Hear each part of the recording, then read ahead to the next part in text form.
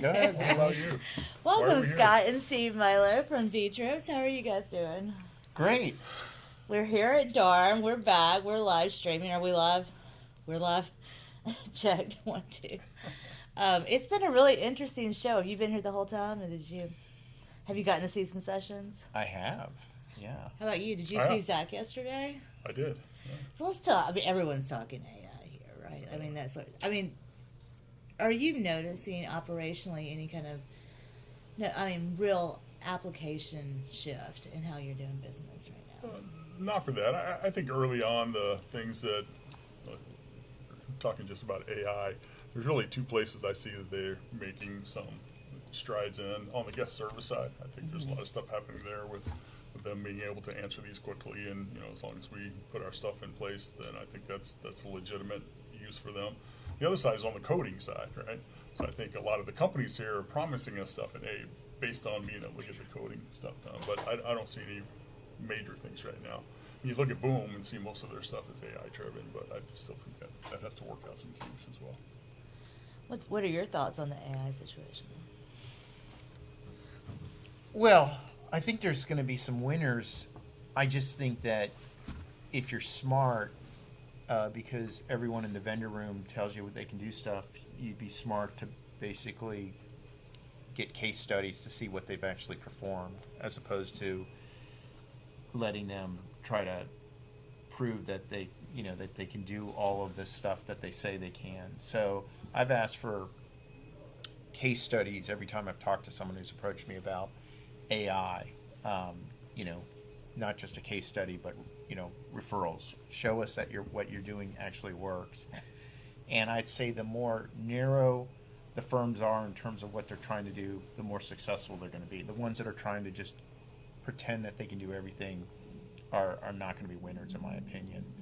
I mean, I think there's clearly areas where you could have some big winners, particularly on the marketing side. Improving conversion on websites, through the use of AI. That would be a home run if you could have a company that could actually show that improving PPC spend and efficiency, that's clear.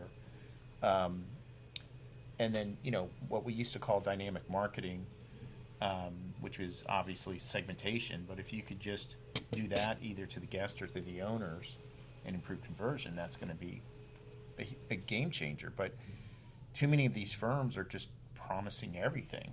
And, those firms, I think they're going to wash out. One of the reasons I wanted to talk to both of you together, actually, is this whole idea of what the life cycle of a vacation management company looks like today. And when you started, when did you start at Southern? I was there in 2008 to begin with. I actually became an employee in 2012.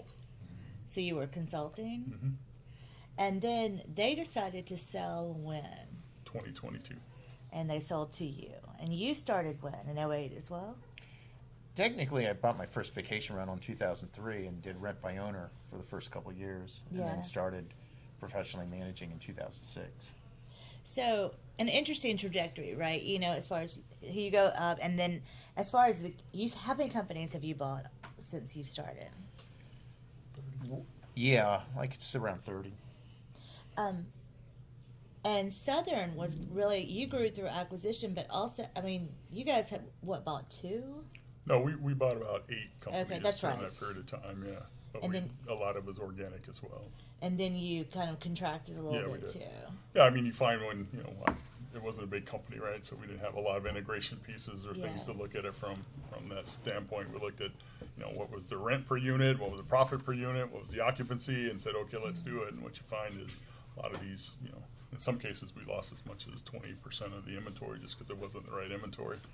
They'd kept it on to, keep the lights on.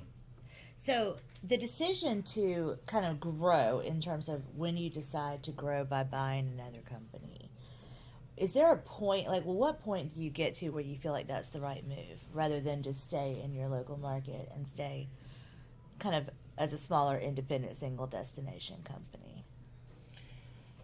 I think the right answer of moving outside of your region is either you're concerned about regulations or you're concerned about natural disasters.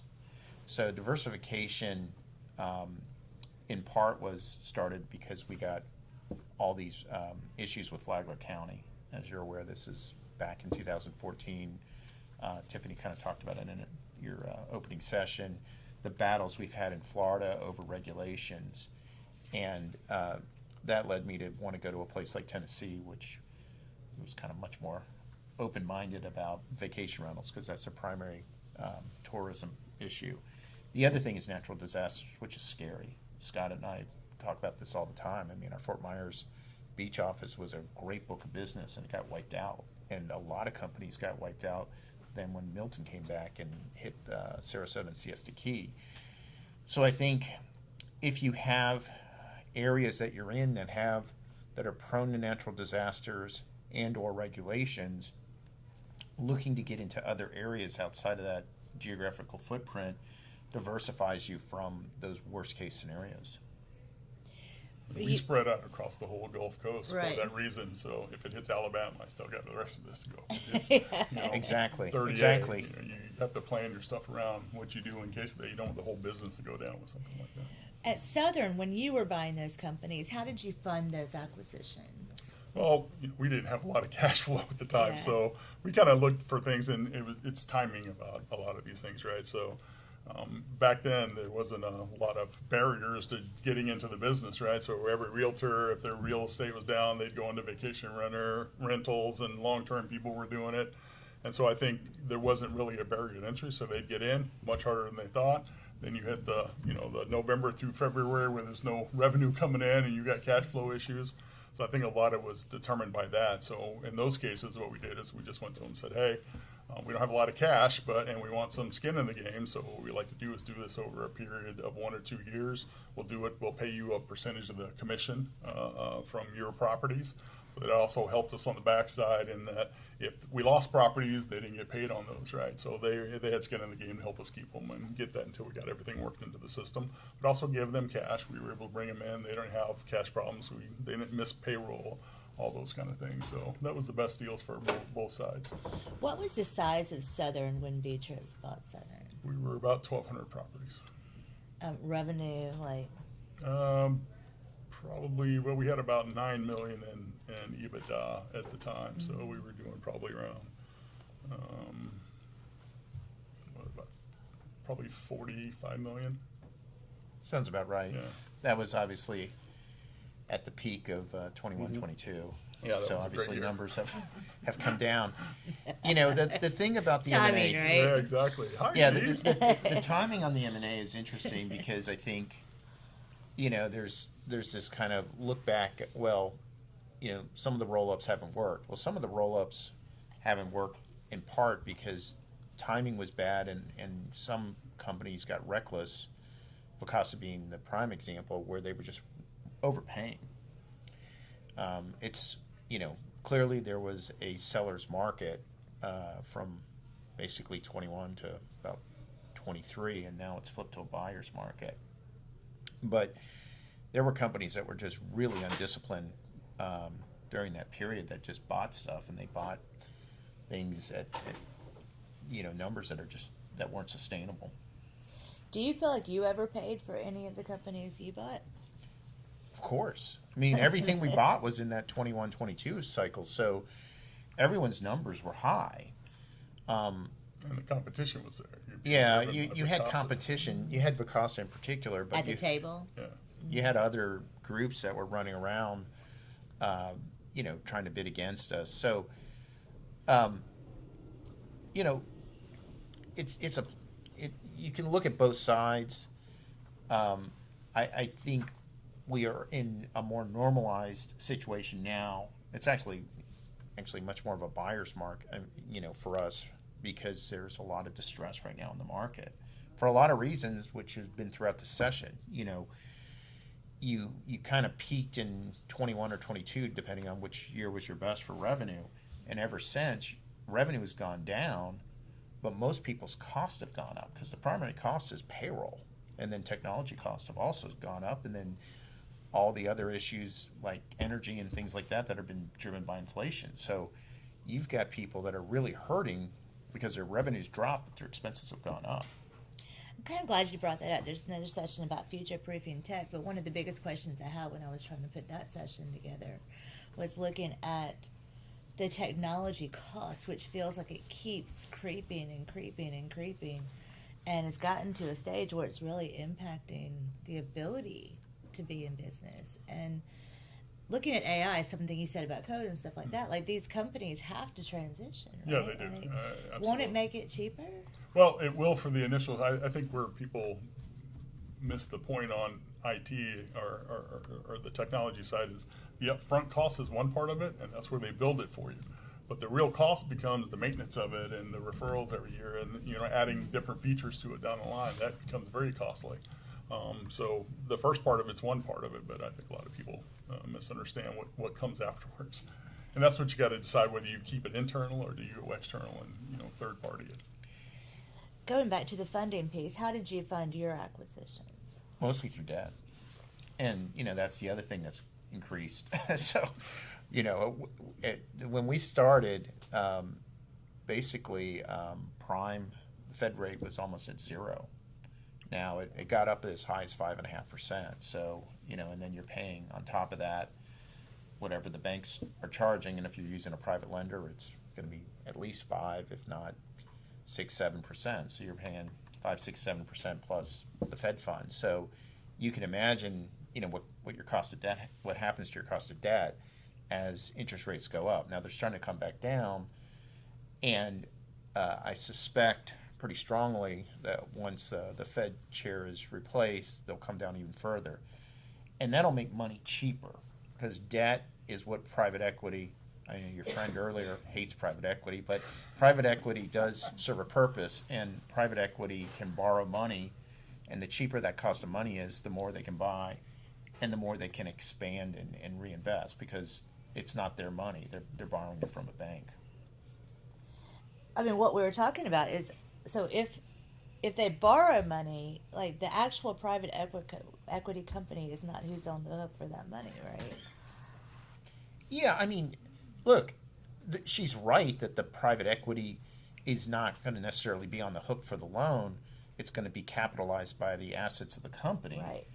But they're putting equity in. I mean, there's a they're going to have to put some amount of money in as equity, and so they'll lose all their equity that they put in. It's not like, oh, we made a mistake, we just wash our hands. I mean, that was Well, it's not really a mistake. That was pretty dystopian, some of the stuff she was saying, and pretty stilted. I mean, the better outcomes of private equity have been where they literally could double, triple the size of the company and then flip it. That's kind of what I'm thinking through, the whole life cycle, like taking it all the way through. So you start a company, you start growing, you start buying other companies, and then what? Well, at some point you're gonna recap any of these technology companies. Once they start to take external money other than angel financing, there's going to be an agreement that you recapitalize at a certain point.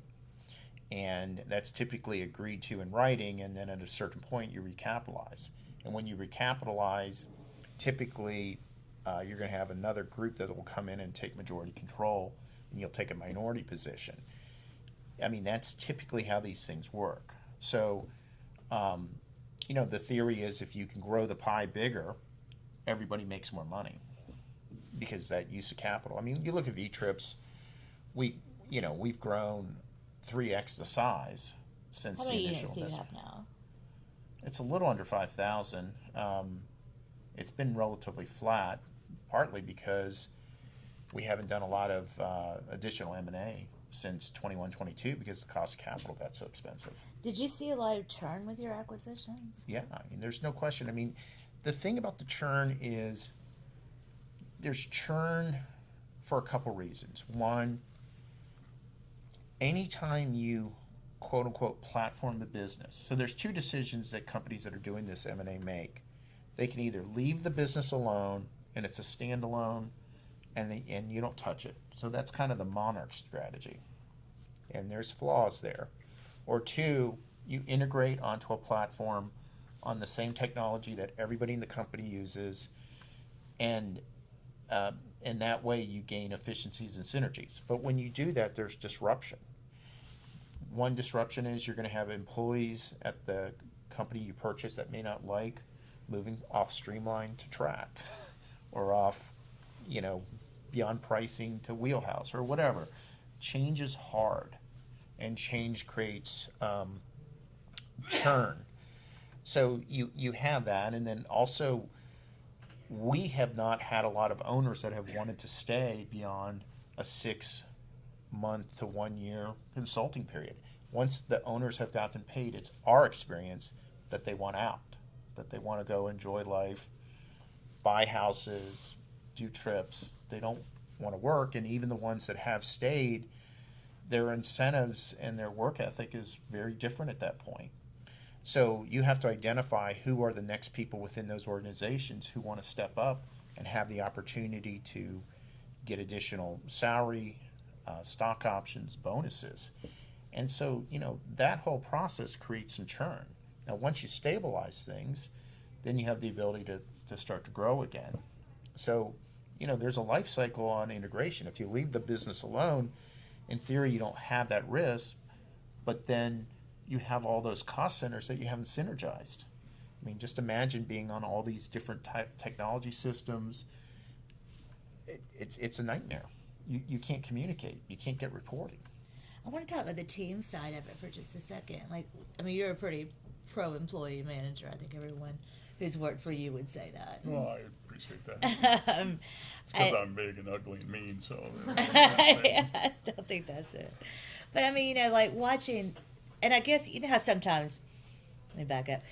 How people will tell you that there's the right person to lead a company from being a founder to one level, and then there's maybe that person's not the right person to take the company from point B to point C. Mm-hmm. As the property management company life cycle moves forward, are there employees that are right in one stage and not right in the next? Oh, absolutely, and part of it is how you set things up. So certainly when I was at Southern, as an example, I built a team of 5 individuals, gave them responsibilities within that company, but that was also, 1,100 properties within 180 miles of each other, right? So I could still touch everything and still do that, and you help them grow as much as they can, but there becomes a point in time, and Steve and I had this conversation when he bought us about, the team I had was fantastic for what we were doing, but I knew the limitations of when you start to expand that and you try to, the span of control gets much different. So now you're in 10 markets, and you got 22 different companies out there to be able to. That's a whole different person, right? I always tell people, you hire people depending on the role, not because you like them, right, or because they're like you, or this one's pretty and that one's not, and this one's big and strong, and you do things right. If the job is to climb a tree, do you hire a horse or a squirrel? Horse may be stronger and all those things, but that squirrel is the one you need to climb the tree. So it takes different attributes for each of those roles. You got to figure that out. But also in different cultures. 100%, yeah. So how is the culture different under a V-Trips than it was under a Southern? Well, Southern was, again, we were small, local, comparative to a Bacasa at the time, right? Right. And we pitched our model towards that, right? And so it was one of the things that I brought with me when we went to V-Trips is to make sure that you find the genius of the and as opposed to the tyranny of the or. So cultures will change, but your core values don't change. So how you treat customers should never change, or owners should never change, or employees should never change. That's your core values, right? That's who it is. But as far as how you look at things, so we started our pitch of, especially once Southern became part of this, is all my competitors came after us saying they're no longer local, right? They're a corporation, and so they're not going to pay attention to you and do all this. And we had to go back and say, wait a minute, it's the same people that were taking care of you before, and actually we do the genius of the and. So we have a corporate culture when it comes to centralized processes. So accounting, HR, marketing, revenue, all those things we centralize because there's more economies of scale of that. But everything in the field is exactly the same. So the touch points with the guests, the touch points with the owners, the touch points with our cleaners. Vendors are a very important part of that too. So finding that culture that stays the same when it comes to those localized markets, and then using our, I hate to call it corporate strategy, but our centralization of some of those functions that make it different. So the guest and the homeowner have the same experience at Southern. Yes. I mean, now as they did Absolutely. under V-Trips. Absolutely.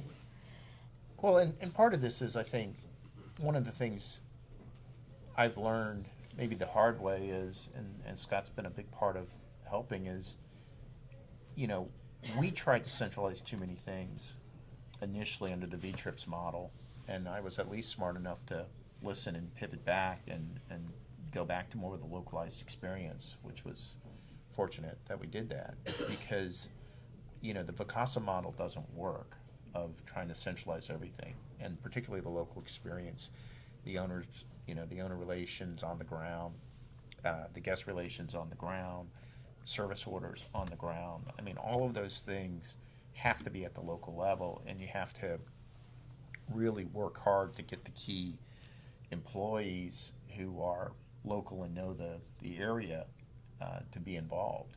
And the markets that we've had the most success with, we've been able to do that, and there's been markets where we've had churn, and there's some markets that we all talk about the churn, Gatlinburg being one of them. You know, it's just a merry-go-round of turn from the employees, and it's a tough market. I mean, we've had so many discussions with people who said, you know, we'd like to work for you, and, you know, our answer is, would you like to go to Gatlinburg?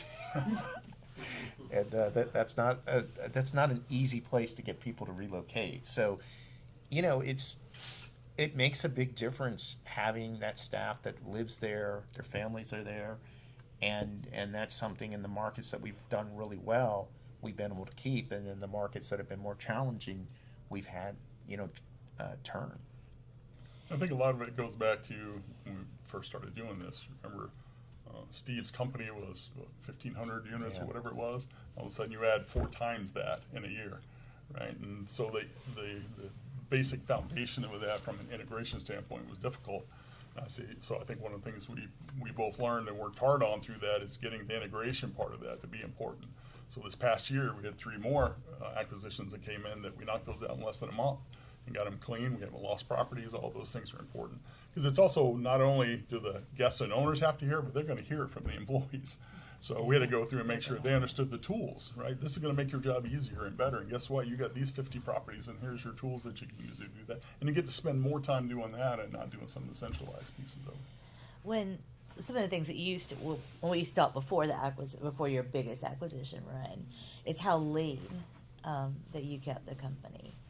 That was something that, you know what I mean, that you would tell us, you know, how much higher your margins were because of how lean, you know, you were running these companies. And it does, do you still feel like that's the case, or do you feel like this has gotten to be a little bit more expensive? Well, look than at you Scott thought? and I. We're leaner now than 3 years ago. Y'all are both really small, I agree. So, no, we're lean. I mean, we're really lean. I think by almost any comparison, we're lean because, you know, you do gain synergies. You don't need a revenue management person for every market. You can have revenue management people that manage multiple markets. You can have one head of marketing who manages, in some cases, you know, more junior people. You don't need a marketing person in every. I mean, if you look at how most of these companies are operating in this industry, you know, they have a head of marketing, they have a head of revenue management, they have a head of cleaning, they have all these different components, and that's part of the problem. Like, you know, some of these firms are in distress because their overhead is so high. You know, Scott brought in the Southern way, which is you don't have a head of housekeeping, you don't have a head of maintenance, you have a property manager, and that property manager manages anywhere from 30 to 50. This is the pod component that Scott and Southern kind of came up with. And so that person's responsible for making sure the housekeepers are there, the service is done, and the customers are taken care of, and there's guest service, you know, surveys that, you know, show each pod. And so, you know, this has allowed us to be very, very efficient. And,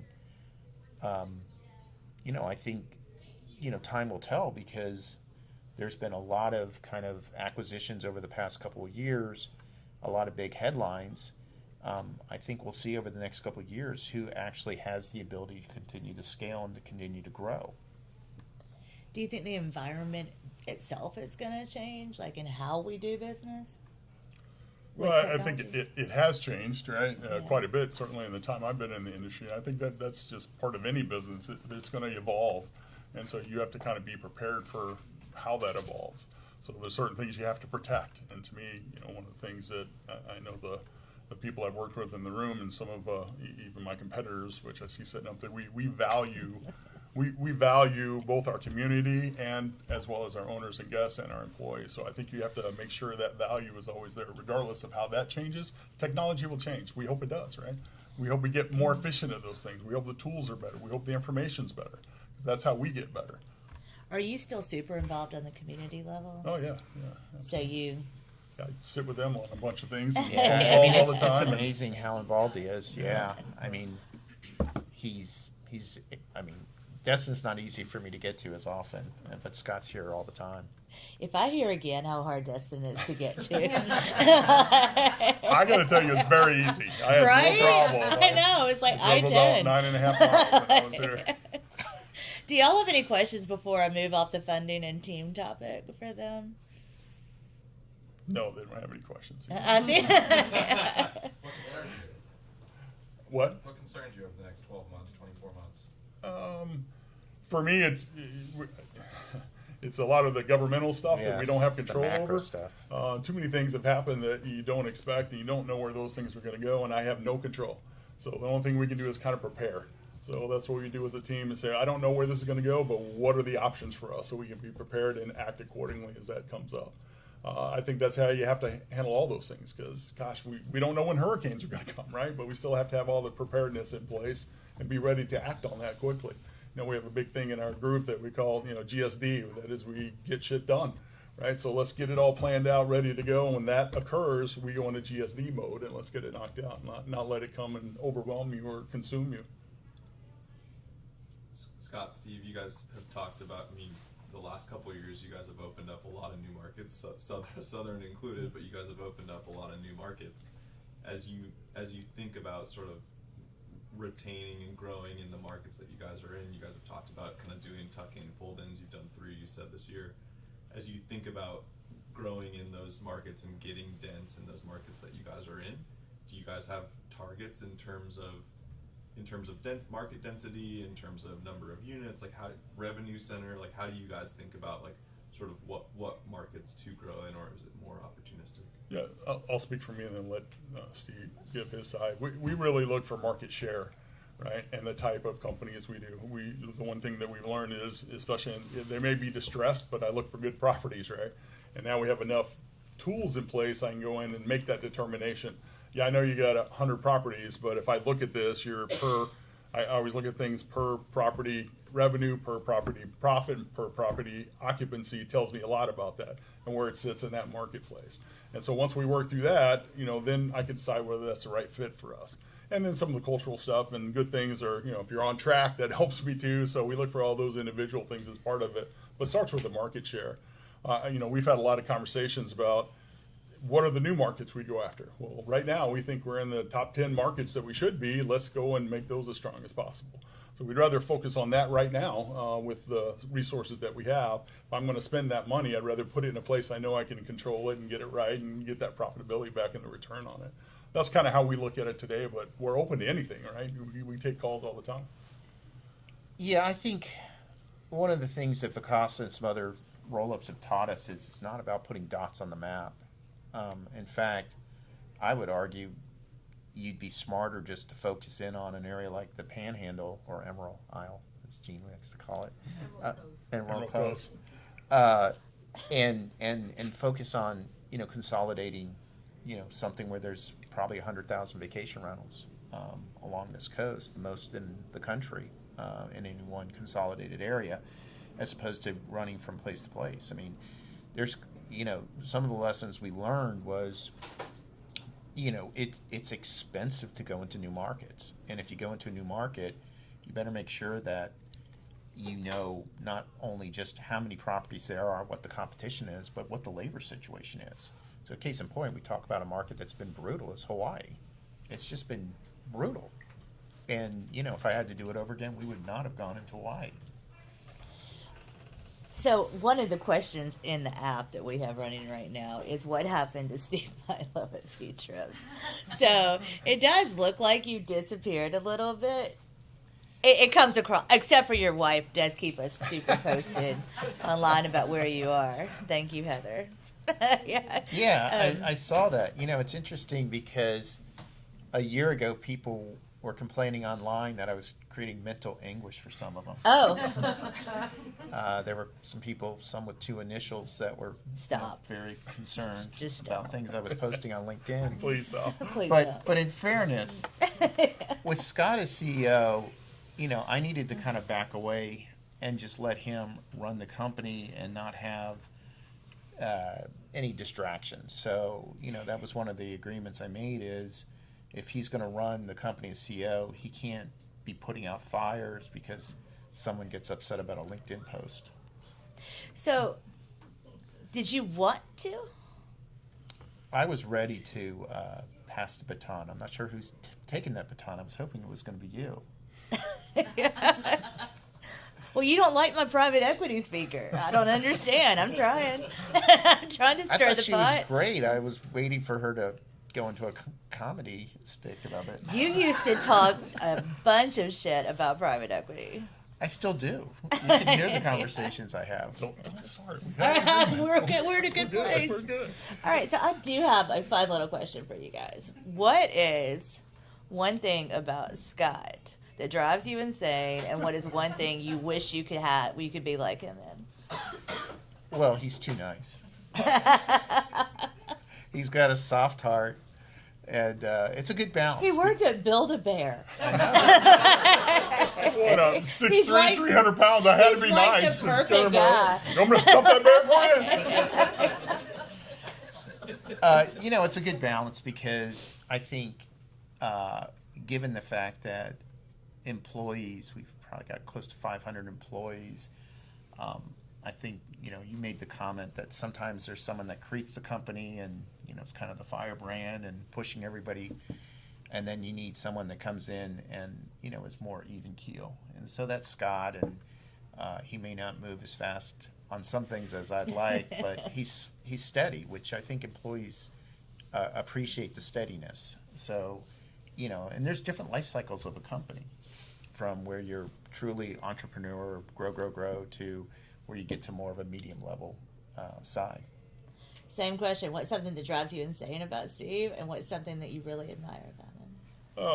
From the, we'll start with the admire part of it. And I think, you know, people always ask me, why have I not gone out and started my own company and been an entrepreneur? That's not who I am, right? And he's a perfect example of who I'm not, right? And I know that, and that is, he says I'm soft and easy, but I have a very strong sense of protecting things and not taking too much risk. Because I always looked at, I remember when I first started Kinko's, the thing that kept me awake at night was I knew I had 25,000 employees that you know, needed to, they lived based on my decision every day. Yeah. So that was a huge responsibility. So it was very tough for me. And so I know as an entrepreneur, they can bring that in and you know, put it where it needs to be, but also go do the right things and take the risk, you know, that are out there. So he's pushed me a lot to take certain risks that I wouldn't have normally taken on my own. I think the thing that I don't like most about Steve, or don't admire as much, is that he's always right. Right? So one Or of at the least things, I say I am. well, there's so You many are times right a lot. when we have Yeah, this it's true. discussion, We talk about it a and I always lot. tell him, I think it's the way he presents it that makes me say, no, we're not going to do that, or that's wrong. And then, you know, you realize he actually is right. You know, it's not always delivered in the package you want to see it, but he's right. And so you pass that and keep pushing with it. Well, you guys, thanks so much for taking the time to do this. I appreciate it. I will turn it over to the next one. You guys, thanks for being here. Appreciate it.